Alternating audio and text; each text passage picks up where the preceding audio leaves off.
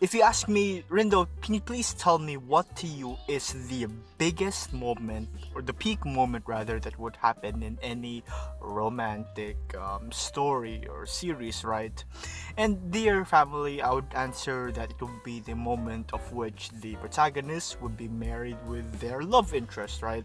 Simple enough, but it's also a very heartwarming moment of which we get to see both of these characters finally get together, seal the deal, and it's just great, right?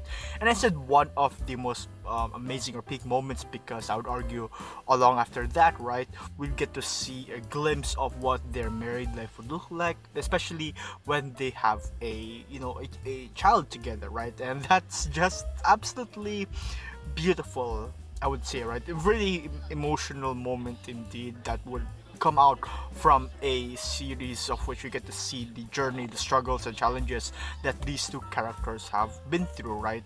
And in this manga, ladies and gentlemen, right, we've actually get to see both of those scenarios, right, actually being pulled off in one of the arcs. So tell me, Rindo, about the proposal arc in the Hyakuno series, right? This proposal arc is perhaps one of the most heartstring pulling moments that we get to see from the series, right? And it's also one that we sort of knew that it's gonna come sooner or later, right? But eventually, either way, rather, I'm really glad that we get to see it so early, or at least it gives us a taste of it, right? It gives us a glimpse, a sort of demo, a peek inside the curtain to what this paradise would look like, to what life would look like with Rentaro and the Rentaro family being together in the future. Truly, no words cannot describe how beautiful, amazingly beautiful this chapter, or this arc really is, right? So let's talk about it. Now, it all starts from after the events essentially of chapter 144, and to easily break it down, right? In this chapter, Rentaro had just met the Karene's family, the Inda family, right? And he got to understand the secret that Karene has been keeping to herself as to why she didn't want Rentaro to meet with her family, right? And essentially the reason is because Karene was really scared because of the entire caliber of the Inda family is just overrun with a lot of sundaris, right? Like sundari to the max, same level with that of Karene, right? And Karene didn't want to, or she's worried rather, that if she were to have a child with Rentaro, then the child would also have the same level of sundariness as, that's being carried along or passed along through the entire in the family, right? But then, of course, as always, our boy Rentaro, he assures her, right? He assures Karene that he will always love and accept their children, that they will really be together in the future, and that he will really always love them no matter what, right? And that moment, essentially, that sort of sparks something, right? That moment essentially was a sort of indirect proposal from Rentaro. There's a lot of moments of which Rentaro never ceases to surprise me, really, from the actions that he does. That was a lie. Most of the time, I guess, he does incredible feats, right? But I would expect him to do that, right? But for him to be just so, well, the way that he proposed, right, to Karene, wow, I really love it. The entire situation, I guess, if you would understand, read the chapter. So sorry, rather.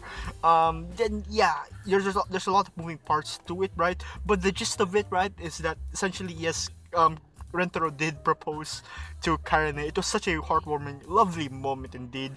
In the following chapter, the entire family are all hanging around in the rooftop as usual, and then Karene, thinking about what happened last time, right, to the proposal and such, she asks the other family members, "What do you think married life would look like? What are your dreams for the future?" And then this entire chapter goes on to play out these scenarios, of which, it gives us a glimpse to each of the girlfriends, each of their scenarios, right, as to what married life would look like for them, right? And each and every one of their dreams, or their ambitions for the future, right? Each of these scenarios is just so heart melting that you just don't want to simply describe it, right? You just want to be in the moment and relish how beautiful each of these happy moments are, right? Really heartwarming indeed. And the big picture of it all really is that each of their futures, while picturing it, right, while the girlfriends are picturing it, it's one where in each scenario everyone is included as well, right? Meaning that they've always envisioned, or they really understood, right, in, that in a future together, or in the near future rather, all of them would be together, all of them are still together, right? And they love it, they feel happy about it, and that's something that they truly really want deep within, right? And it goes to really show just how much of a bond all of these girlfriends have with one another, right? And that's the very thing indeed as well, isn't it, right? That Sue also pointed out that Rentaro should only marry one person as per the rules of society and such, right? Because of course, them thinking or assuming rather, or knowing rather, that they really wanted to be together in the future, well, for Rentaro, or if we go by the rules, right, play by the rules, that Rentaro would only have to marry one of the girlfriends, right? And well, yeah, that made all of them really, really despondent, except for a smirking Karene, to which they eventually find out about Rentero's proposal to her, right? The next chapter, he was able to sort he was able to sort everything out and explain as well, and it was revealed that Rentaro had Karene got everyone to talk about their dreams, right, for the future, because he wanted to know if this was the right situation, the right scenario that they actually wanted. He wants to understand if they were really happy and content with all of them being married with Rentaro together, right? For all of them to be together. And my God, of course, I, I guess it already makes perfect sense, right? Or it's already been explained as well in the last chapter, right? On how they were really okay with it, right? Because if one of them, right, let's say if they weren't okay with a polygamous marriage and such, right, then Rentaro would enforce it upon them, right? But thankfully, again, all of them really wanted to really be together, wanted to be together even in the future, right? It is also even highlighted in each of their scenarios, right? As I said, that when each of the girlfriends talk about their dreams, they've also included, or they've also mentioned rather, or to seen that they were really happy to spend it with each other, right, with other members of their family, and they will be really happy to do so, being together with one another, because each of them really has a lot going for them, right, that makes them want to stay with the others, right? All of these girlfriends essentially are within this this intertwining web of love that makes each and every one of them really want everyone to be together as much as possible. They didn't want anyone to be left out and such, and that is absolutely beautiful. When everything was clear to Rentaro that this is what the girls have wanted, he pulled off another amazing sort of proposal, right? Declaration to really asking them to marry him, right, to everyone in the most beautiful way. And just this exact frame, or these frames, so many overflowing emotions of happiness and tears just comes gushing out of my brain, filling me with such joy, and leaves me speechless essentially, right? I hope it did for you too, to see just the moment, or the happiness captured within their face, right? And mind you, this was at 25 girlfriends at the time, right? And it's still, either way, it's so beautiful, right? In this chapter, right, each and every panel really encapsulates the family's profound love and growth that they've had with one another, right?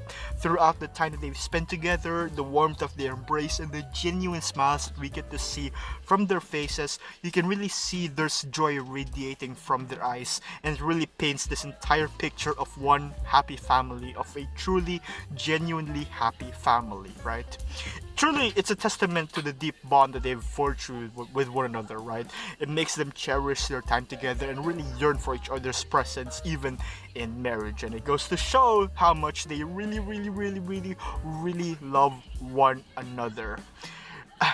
Man, beautiful chapter. I also really love how within this arc, right,